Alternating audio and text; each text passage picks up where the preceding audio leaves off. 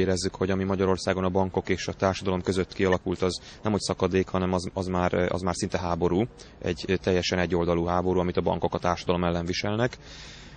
Úgy érezzük, hogy a magyar bankok és a magyar emberek között nem korrekt üzleti érdekekre, előnyökre alapuló viszony jött létre, hanem a bankok egyoldalú erőfölényére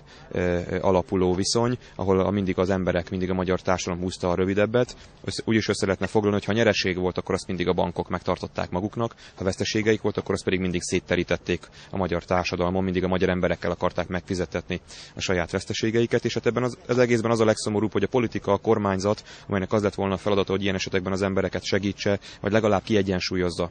ezt a rossz viszonyt, az is mindig rendre a bankok oldalára állt, és ezzel kívánunk mi az áprilisi választási győzelem után szakítani. A Jobbik kormány az nem a bankok kormánya lesz, hanem a magyar emberek kormánya lesz, és 3 olyan gyors intézkedést azonnal foganatosítunk, ami nem várhat tovább. Az egyik kilakoltatási tilalmat fogunk foganatosítani, mindaddig, amíg a másik dolog, egy parlamenti vizsgálóbizottság meg nem vizsgálja, hogy az elmúlt években, de akár az elmúlt 20 évben is ki lehet terjeszteni a vizsgálatok a határidejét, mi történt itt a magyarországi bankok politikája kapcsán. Meg fogjuk vizsgálni nem csak a bankok hitelezési politikáját, nem csak azt, hogy mondjuk az alapkamat csökkentéshez miért nem történt a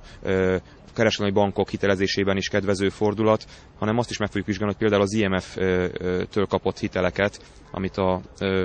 bankok konszolidációjára fordított Magyarország, a bankok milyen módon használták föl. Hogy valóban az emberek javára, az ország javára, vagy pedig valamilyen saját pecsenyes ütögetésére tűntek el ezek a pénzek, amiket megint a magyar emberekkel akarnának visszafizettetni. És hát a harmadik dolog, amit mindenki be fogunk vezetni, ez a nemzetközi példákból már egyre több helyen kirajzolódó bankadó, amelynek a bevételeit pedig a banki hitelkárosultak megsegítésére kívánjuk fordítani, ugyanis nem járja azt, hogy azok a magyar emberek, akik sorra veszítik el a munkájukat, akiket sújtanak a közüzemi díjak növekedése, az árak növekedése, az egyre súlyosabb adóterhek, hogy még ezek az emberek viseljék ebben az állapotban a bankok felelőtlen hitelpolitikája miatti veszteséget is. Úgyhogy mi ezt a bankokra kívánjuk terhelni, és nem pedig az emberekre. Sokan ugye azt mondják, hogy ezt majd esetleg az emberekre terhelik a bankok, na hát ennek kellene megállt parancsolni. Annak kellene megállt parancsolni, hogy a bankok Magyarországon ki tudnak kerülni mindenféle szabályt, törvényt, meg tudják kerülni a politikát, a kormányt, az embereket, és csak a saját javuk, érdekük, profitjuk lebeghet a szemük előtt. Egy olyan erős kormány, amilyen a Jobbik kormány lesz, az nem fogja engedni azt, hogy a bankok ilyen visszaéléseket kövessenek el a társadalommal. Ha együtt nevettünk,